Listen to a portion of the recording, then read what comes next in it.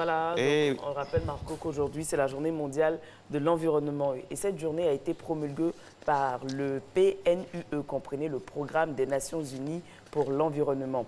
Elle est célébrée depuis de nombreuses années et soulève régulièrement les questions essentielles de la protection de l'environnement et ses conséquences sur la qualité de vie des populations et la survie de notre planète, Marco. Oui, le PNUE, comme le dit Nessie, a établi une liste de points noirs sur lesquels un effort important doit être entrepris. Et ça, de toute urgence. Lutte contre la destruction de la couche d'ozone, lutte contre la déforestation, préservation de la qualité des réserves d'eau, lutte contre la désertification et la sécheresse. Le constat du PNUE est sévère car peu de ces objectifs ont été atteints. Et le cri d'alarme lancé à l'occasion de la conférence du Rio +20 paraît désespéré. Mais si vous avez remarqué que bien souvent, on a des réunions, des colloques, des séminaires, des sommets qui accouchent de grosses souris. De grosses souris, on ne comprend pas pourquoi ces décisions qui sont prises pendant ces sommets-là ne sont pas appliquées. Qu'est-ce qui coince? Pourquoi? C'est quoi le problème? Peut-être qu'on trouvera une réponse sur le plus vert des Ivoiriens. Il s'appelle Andy Costa, il est avec nous. Bonjour Andy. Bonjour. Comment ça va bien? Oui, ça va, par la grâce. Bonjour Andy. Bonjour. Alors, Journée mondiale de l'environnement, comme le disent les anglo-saxons, what's your feeling right now? On a décidé cette année, non particulièrement spécialiste de la mobilité durable, de lancer la journée sans pollution. D'accord. Parce que selon moi, l'impact le plus visible sur le climat, c'est dû au CO2. Et qui dit CO2, fait vite fait... c'est ça qui fait que vous avez quelque chose dans la gorge, c'est tout ça. Parce que dès le matin, déjà, c'est pollué. Ouais, c'est pollué. Donc vous avez décidé de marcher, pour ne pas dire d'aller à vélo. À vélo, ouais. À partir de 16 h aujourd'hui, nous allons bloquer une artère principale. On sera à vélo avec les ambassadeurs et les passionnés de vélo. Vous pensez que, comme ailleurs, on pourrait ici initier des journées sans voiture? Ouais, c'est la première initiative. L'objectif est qu'elle soit durable. La route est longue, hein? Pour avoir un jour des pistes cyclables en Côte d'Ivoire, à Abidjan. Mais je pense qu'aujourd'hui, les lignes ont commencé à bouger depuis 5 ans qu'on se bat pour la mobilité durable. Et je vais vous faire une confidence. Le projet de piste cyclable est actuellement au Conseil des ministres. Ok, on espère. Il y a beaucoup de projets aussi qui sont au Conseil des ministres, mais bon, après, la réalité sur le terrain, c'est autre chose. Vous, justement, parlant de Conseil des ministres, de politique, tout ça, est-ce que ça ne vous frustre pas, par exemple, que pendant les campagnes électorales, les candidats parlent à peine, moins de 2% d'environnement? C'est choquant. C'est très choquant, mais on se dit, bon, les lignes vont bouger un jour. Comme on le dit en marketing, un produit répond à un besoin. Si l'État ne sent pas le besoin de sa population à avoir une mobilité durable comme le vélo, l'État ne va jamais investir dans les pistes cyclables. Donc je pense que ça doit venir, comme j'aime bien le dire, l'environnement notre partage à tous. Donc chacun doit apporter sa pierre à l'édifice. Et puis bon. Vous ne vous sentez pas trop seul? Est-ce que la population accueille bien votre initiative? Au début, c'était un peu difficile, mais je pense qu'avec le personal branding, avec tout le boulot qu'on a fait, quand on arrive, de simple fait de dire « Ah, voici l'ambassadeur du vélo », ça veut dire l'homme au casque. Voilà, qui retient quelque chose au moins. Ben, ça ne doit pas être que ça votre satisfaction, parce qu'en plus d'être l'ambassadeur du vélo, il faudrait qu'on s'y mette. Oui, c'est ça l'objectif. C'est ça l'objectif. Donc cette année, les ambassadeurs ont décidé de nous accompagner avec quelques membres du gouvernement. On espère que ça sera durable. Les ambassadeurs de certains pays, de plusieurs pays. Des ambassadeurs comme l'ambassadeur de Grande-Bretagne. D'accord. Est-ce qu'il y a des passages dans les écoles? Parce qu'il faut que nos enfants aient le réflexe vert. Ne pas jeter les ordures n'importe comment. Savoir vraiment avoir une attitude responsable qui coïncide avec le respect de l'environnement, non? Oui, c'est pour ça qu'on a décidé d'organiser une grande campagne après notre session de vélo. D'accord. Qui s'appelle Ciné Éco-Tour. Ce sera des projections de films. Super. Dans les quartiers, dans les écoles, mais qui parlent d'écologie. Parce que je pense que le cinéma aussi peut avoir un impact. Andy Costa, est-ce que l'Ivoirien est vert? Oui, l'Ivoirien est vert parce qu'ils aiment beaucoup la sauce feuille. Juste feuille. Donc c'est ça la verdure. L'Ivoirien est vert parce que quand vous allez au banco les week-ends, il y a beaucoup d'Ivoiriens. Bon. Le scoop de la journée, l'Ivoirien est vert parce qu'il aime manger la sauce feuille. Retenez cela, mesdames et messieurs. Et ça vient d'Andy Costa, il sait de quoi il parle. Donc c'est là le côté vert de l'Ivoirien. Juste pour rire. Oui, non, je sais, je vous taquine. Alors, il y a du boulot. Il y a du boulot. C'est pour ça que notre projet phare consiste à créer des stations de vélo dans les universités africaines. Et on commence avec l'université Félix Houphouët-Boigny. Parce qu'on s'est dit, c'est les sachants. Si le message ne passe pas, ça sera difficile de l'implémenter ailleurs. Donc, on doit doter l'université Vessel-Boigny d'une flotte de 500 vélos pour, via cette mobilité durable, créer la culture environnementale via ces étudiants, parce que c'est eux les futurs leaders du climat. S'ils ont une bonne culture, ils pourront pérenniser tous ces projets que nous sommes en train de mettre en place aujourd'hui. Est-ce que vous avez des sessions de recyclage pour ceux qui ne savent plus faire le vélo? Si, on a organisé du 3 au 5 juin le salon africain du vélo. Et pendant le salon, nous faisons du vélo coaching gratuitement, vélo maintenance gratuitement et vélo tourisme. Je rêve d'un jour, ici, je rêve d'un week-end, tous les premiers week-ends du mois, qu'on institue, que ce soit une volonté forte pour dire qu'une volonté politique. Parce que c'est ça aussi. Ouais. Par exemple, le premier week-end du mois, tous ceux qui circulent du côté du plateau doivent être en vélo. Ce serait bien. Comme au Rwanda, comme au Brésil. Au Rwanda. Bon, le Rwanda, quand on parle tellement du Rwanda, ça suscite... Mais c'est la réalité, le Rwanda. Ouais. C'est vraiment un exemple aujourd'hui. Qui l'aurait cru il y a quelques années? Parce qu'ils ont compris la nécessité, la volonté, hein, surtout d'imposer tout ce qui est vraiment élément pour le respect de l'environnement. Ouais. Quand on vous voit avec un sachet plastique au Rwanda, on vous regarde comme si vous étiez un zombie. On trouve ça bizarre. Claire. Je pense qu'ils ont compris la nécessité. Hein. Nous avons une seule planète. On n'aura pas de planète. Qu'est-ce qui coince chez nous? Pourquoi on ne peut pas faire ça en Côte d'Ivoire? Il y a trop de choses en jeu, je ne sais pas. Qu'est-ce qui se coince? Je pense que c'est culturel. Hein. On a du mal à se détacher de nos vieilles habitudes. Voilà, c'est ça. Mais il faut plus de sensibilisation. Alors, si Andy Costa a un message aujourd'hui à toutes les couches de la population, les jeunes, les moins jeunes et puis les seniors, par exemple aux jeunes, qu'est-ce que vous diriez? On va commencer par les jeunes. Bon, le message que je peux véhiculer à la jeunesse, c'est de dire que l'environnement est notre partage à tous. Donc nous devons préserver l'environnement parce que nous n'avons pas une planète de rechange. Et aux vieux? Non, aux moins jeunes. Aux moins jeunes. Ben, c'est eux la relève. Donc s'ils comprennent cette nécessité, le combat que nous menons aujourd'hui, ce n'est pas évident que nous voyons la fin, mais c'est eux. Ils doivent comprendre que c'est capital.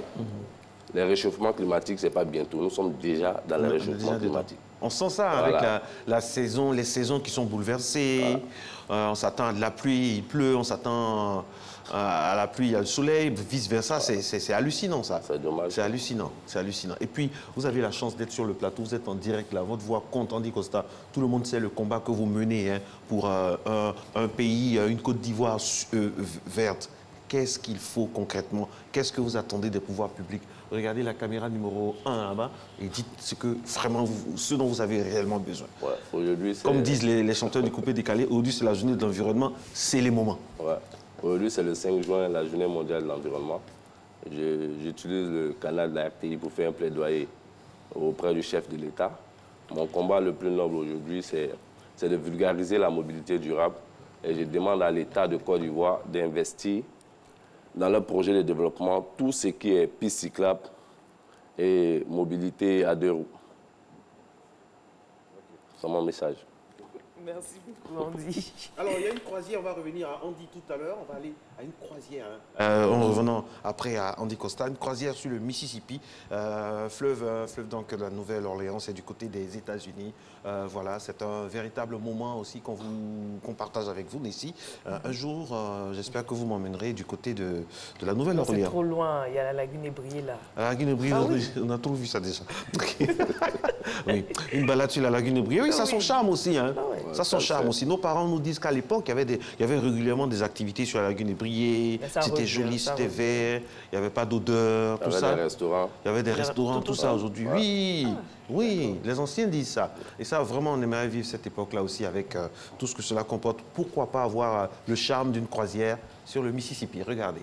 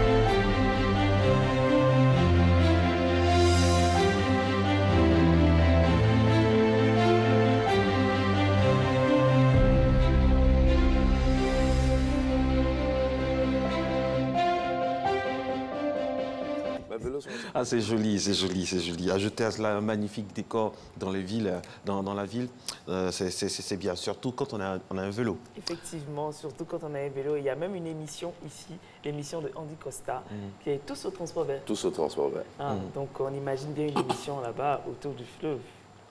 Pourquoi pas? Un conseil des ministres où tout le monde arrive à vélo, par exemple. Ça, c'est mon rêve le plus ardent.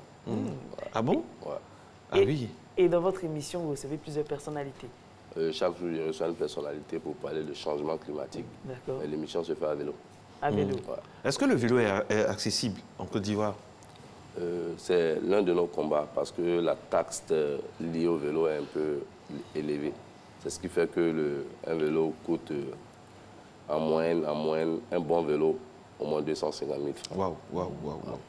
Il y a les VTT, il y a les Bagadi Congo, c'est ça? Bon, moi, je suis l'ambassadeur du vélo. Comment vous avez dit les quoi? Bagadi Congo. Je fais la promotion de tous les Ici, vélos. avec l'amour, veut choquer dans ça. Bagani quoi? Baba Nikongo, Ah, c'est c'est ça. Baba Baba Nikongo, c'est quoi ça, Baba Nikongo? Enfin, j'en parlais même hier. C'est le vélo que nos parents paysans utilisent au village. Baba Nikongo? Ouais. Ah bon?